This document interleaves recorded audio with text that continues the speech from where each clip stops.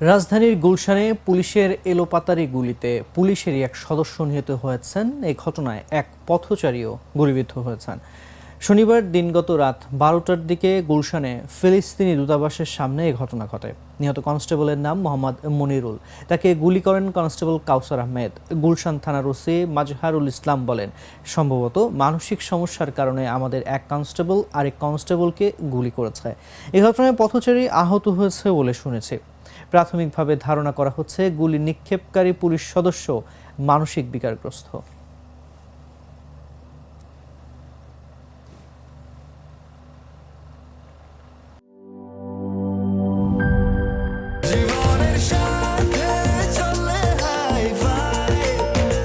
স্বাস্থ্যকর all time family cake, সব সময় অল টাইম হেলদি লাইফ।